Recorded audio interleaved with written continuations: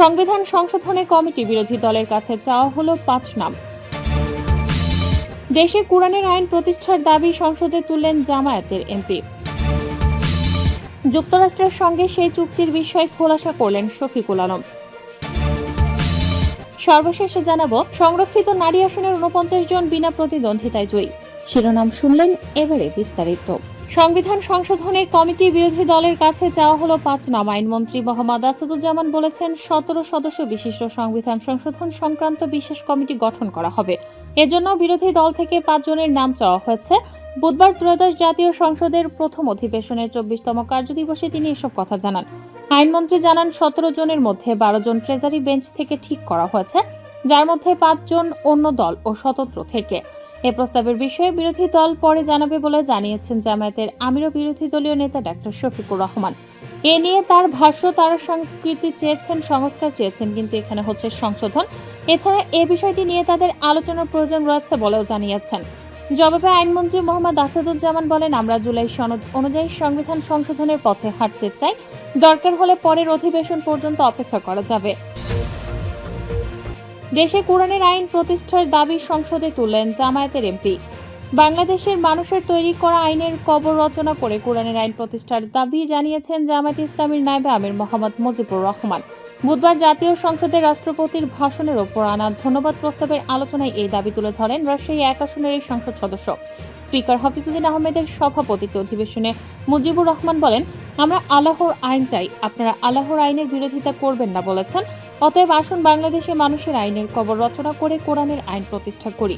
তিনি বলেন, সংসদ ভবনে আল্লাহর প্রতি পূর্ণ আস্থা ও ঈমান লেখা আছে, তাই আইনের উৎস হওয়া উচিত আল কোরআন। তার ভাষায় কোরআনের বিধান বাংলাদেশে চালু হওয়া উচিত ছিল। যুক্তরাষ্ট্রের সঙ্গে সেই চুক্তির বিষয়ে খোলাসা করলেন শফিকুল আলম।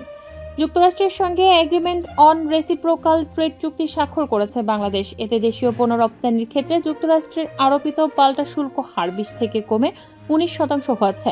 এতে বলা হয়, 2025 সালের 2 এপ্রিল যুক্তরাষ্ট্র নির্বাহী আদেশ নম্বর 14,257 বলে বাংলাদেশ সহ বিশ্বের প্রায় সব দেশের ওপর বিভিন্ন হারে যুক্তরাষ্ট্র রেসিপ্রোকাল ট্যারিফ অর্থাৎ পাল্টা শুল্ক আরোপ করে। এরপরই সাবেক অন্তর্বর্তী সরকারের প্রধান উপদেষ্টা ও বাণিজ্য উপদেষ্টা মার্কিন কর্তৃপক্ষকে চিঠি পাঠিয়ে যুক্তরাষ্ট্রের সঙ্গে যোগাযোগ, শাসন ও আলাপ আলোচনার মাধ্যমে শুল্ক প্রত্যাহার বা কমানোর অনুরোধ করেন। যুক্তরাষ্ট্র পাল্টা শুল্ক আরোপের পর একটি অভিন্ন 8টি চুক্তির খসড়া প্রায় সব বাণিজ্য অংশীদার দেশকে পাঠায়।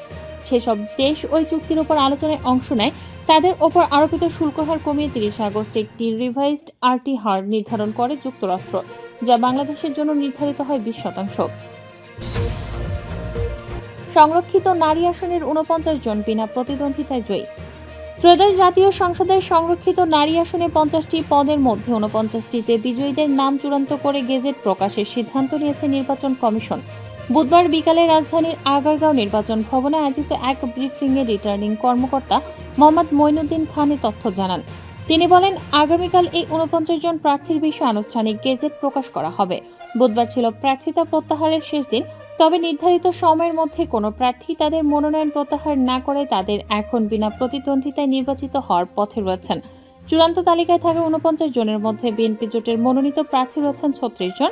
এছাড়া জামায়াত, এনসিপি ও 11 দলীয় জোটের পক্ষ থেকে 12 জন এবং স্বতন্ত্র থেকে 1 জন প্রার্থী বৈধ হিসেবে গেজেটভুক্ত হচ্ছেন।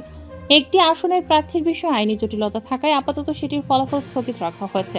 ওই একটি আসনের প্রার্থিতা নিয়ে উচ্চ আদালতে মামলা চলমান রয়েছে এবং আদালতের নির্দেশে নুসরাত তাবাসসুম নামে এক প্রার্থীর মনোনয়নপত্র নতুন করে গ্রহণ করার আদেশ এসেছে।